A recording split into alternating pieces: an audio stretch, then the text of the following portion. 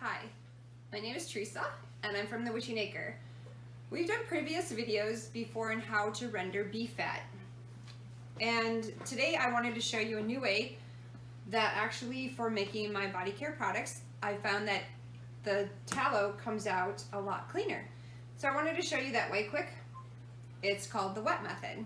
So first we're gonna need, obviously, your beef fat, and you're gonna need some water and some salt and your crock. The first thing we want to do with our beef fat is trim it. So I'm going to take these pieces, and you don't really want any of the meat part left. So you don't want that in there. We're gonna put that into a separate bowl, and we're gonna make our beef fat as small as possible and put that in our crock pot. And it is a process that takes a while. It's gonna take me longer probably to cut it than anything. But like on this part here where you see just a little bit of meat left on there, you want to trim that off. That's just going to make your tallow a little bit dirtier, and you don't want that. That's what we're doing here, the process of trimming it and cutting it into small pieces. Some people put it in a food processor and all that. I find it's just as easy to cut it small myself. Don't mind doing that. So we'll probably speed it up here and show you, but once we do that and we get all this beef in there, this beef fat in there, I should say, I'm really going to confuse you then. We'll show you what you do after that. So all of this little bits of meat that you see in there.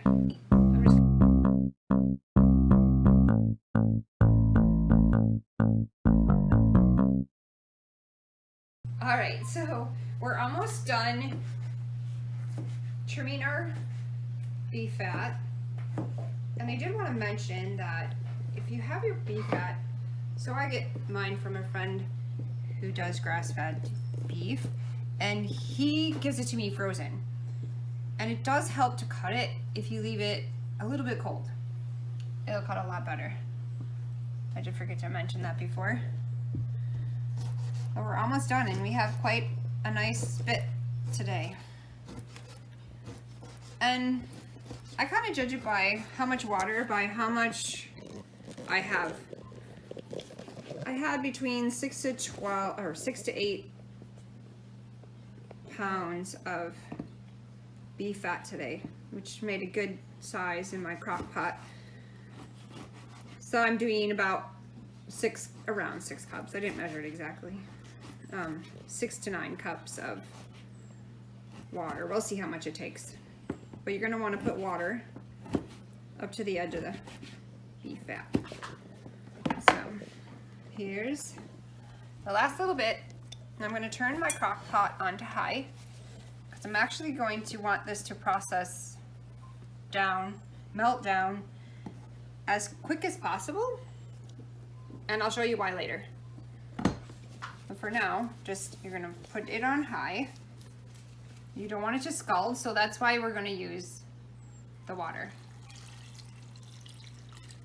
It keeps it from burning, which would also make it have a bad smell in your house, but it, not good for doesn't keep your tallow as clean either. So see, as the water comes up here, you want it just to where you're gonna, alright, so you have to remember that's gonna all melt down. I'm gonna take my salt. Again, I didn't measure, just a little bit more salt for the more that you have. This is a ½ cup. And I'm just gonna put my salt in there. Doesn't wanna leave. And I'm just gonna kinda take it with my knife and stir it around, spoon, whatever you want to use. You could even probably use your finger. It's not probably hot yet all the way. All right, you're going to want to stir this about every 20-30 minutes or so, just to make sure that it's all getting melted. And then I'm going to show you what to do after that. So you're just going to put your cover on and let the crock pot do all the rest of the work for now. and we'll be back. All right, so after it's been 24 hours. That was a huge amount of beef fat though that we had to kind of get cooked down. We're left with this, I don't know, it's kind of gristly. Just like before in my other previous video, just showed you, you just kind of scoop it out. Once it gets to this kind of brown, it's kind of disgusting. And it doesn't smell very good in here right now either.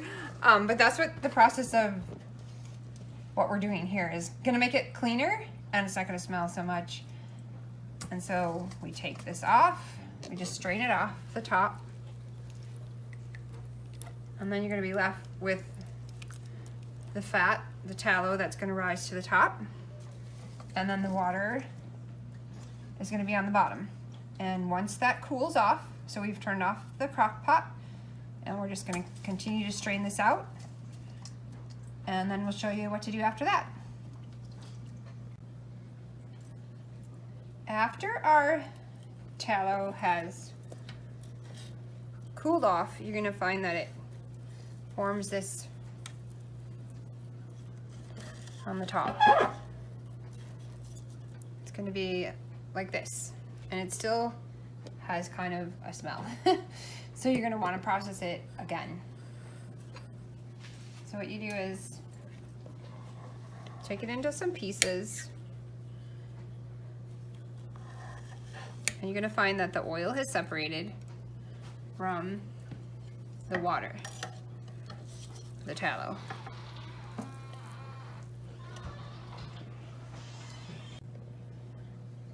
As you can see, the tallow still has little bits of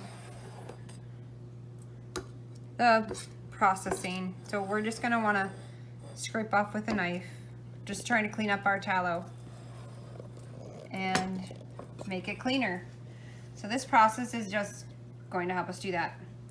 And it does still have a slight smell to it. That's why every time that we process it, every time that we put it back in water with some salt, it's going to lose even more of the smell. So we're just gonna, sometimes I must not have had enough water, because sometimes it's actually sitting on a little bit of water, but this isn't bad.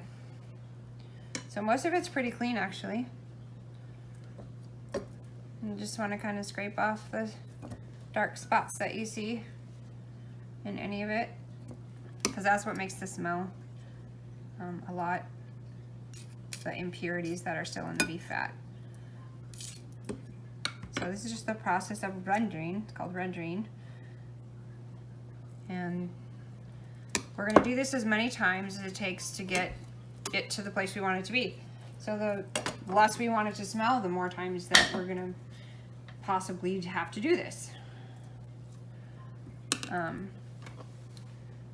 The less you want it to smell, the more times you might have to do it too.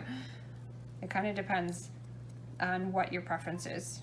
I know for when I'm making products, that body care products, I don't want it to smell hardly at all. So I'll process this maybe 2 or 3 times before I get it to the spot that I want it to be. But as you can see, it's already very clean.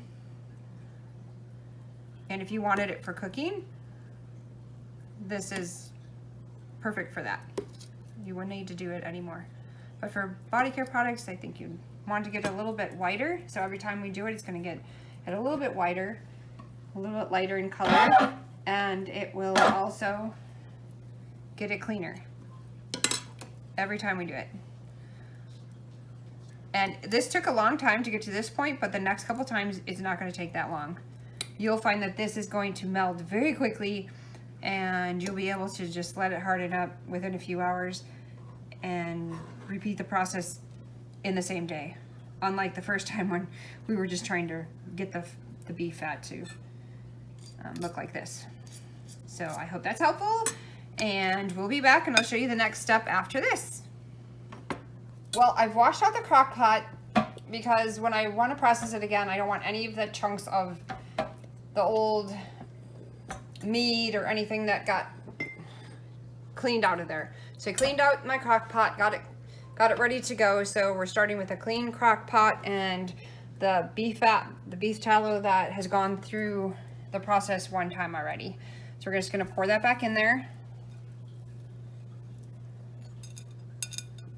And this part is going to go a lot faster.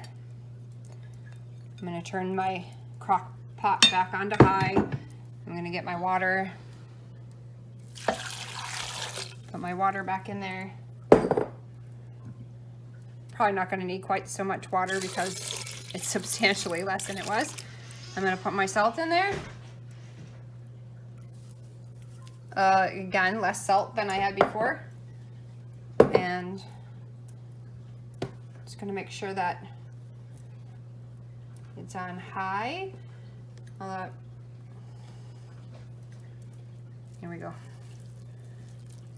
And you'll see this part will melt down really fast, and once this is melted down, we're going to shut it off, and it's going to make another hard, the fat will rise to the top, the beef fat, and then when it cools off, you'll be able to separate and scrape off the impurities again, and we'll probably do it one more time after that. But that's all we're going to do for this time. All right, thanks. All right, so the last of this is going to be what we kind of do as our final step. This has been processed probably about 3 times before it's gotten to this state.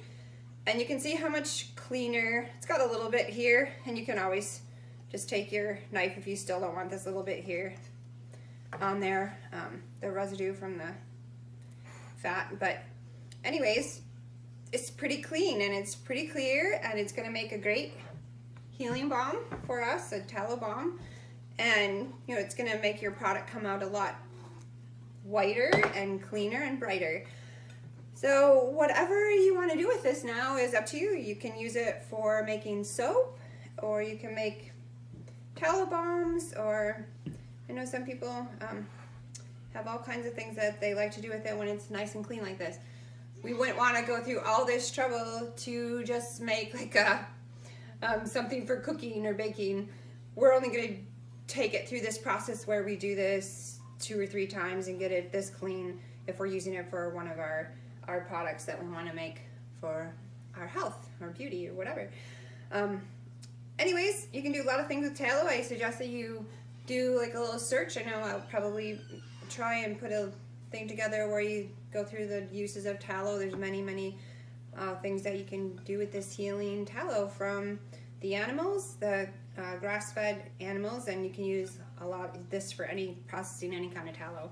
So I hope that you found this helpful, that it's a much cleaner finished product that we have compared to the other one, even though the other way was great. This way I just found to be, gives us a final product that's a lot cleaner and brighter, and it doesn't have so much of that smell left in it. So I hope that you stay tuned to the other videos that we're going to try and make to help us. Hope that you're preparing, knowing how to prepare, you know, your own lotions and healing products, know how to bake your own breads and do these things, because you're going to need to know how to do these skills in the future. I hope that you like this video, and if you would like to see more, subscribe. Please hit that subscribe and notification button, and we thank you for coming and joining us here on The Wishing Acre. Thanks.